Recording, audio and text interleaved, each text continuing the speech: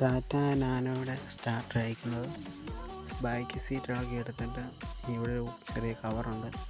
Cover ഇളക്കി എടുത്തിട്ട് starter അഴിക്കാം. രണ്ട് മോഡ് സ്റ്റാർട്ടറാണ് നാനോയ്ക്ക് വരുന്നത്.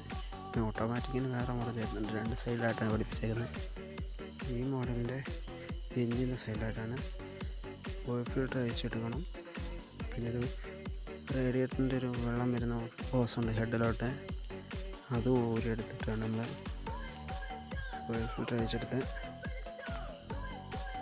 പിന്നെ ഓയിൽ സ്റ്റിക്കിൻ്റെ അതങ്ങോട്ട് നീക്കി സ്റ്റാർട്ടറിൻ്റെ ബാക്ക് വശം വയറും അഴിക്കണം. സ്റ്റാർട്ടറിൻ്റെ ഫ്രണ്ട് വശം ബാക്ക് ലൈനും അഴിച്ചിട്ടുണ്ട്.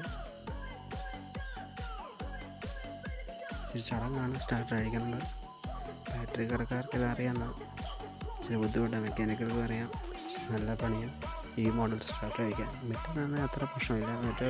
മറ്റേ മോഡൽ എളുപ്പമാണ്. ഇങ്ങനെ സൈഡ് വരുന്നത് ഇതഴിച്ച ചടങ്ങ്. ഇതഴിച്ചാൽ അഴിക്കാൻ നമുക്ക് ബോൾട്ടൊക്കെ എങ്ങനെയൊക്കെ ആയിട്ട് അഴിക്കാം. പക്ഷേ വെളിയെടുക്കുന്ന അഴിച്ച ചടങ്ങ് ഈ മാനിഫോൾഡിനൊക്കെ ഇടക്കായിരിക്കുന്ന ഇടയ്ക്കൂടെ കൈയിട്ട് വെളി കഴുകണം. തഴിച്ചിട്ടേക്കാണ് എടുക്കുന്ന ചരിച്ചൊക്കെ എടുത്ത് അവിടെ വെച്ച് തിരിച്ച് ഇച്ചിരൂടെ ഈ ബോക്സ് ഇച്ചിരൂടെ വലുതാക്കി നല്ലതായിരുന്നു.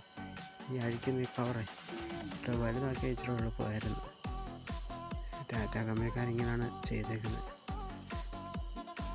എന്നാലും കുഴപ്പമില്ല.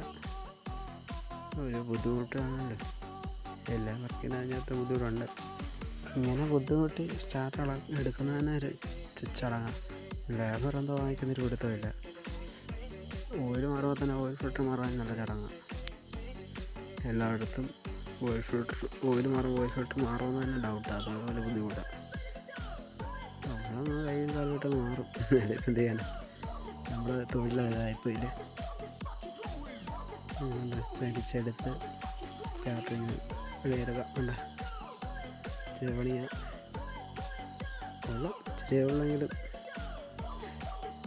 ഞാനോ പുലിയ. ഓക്കെ.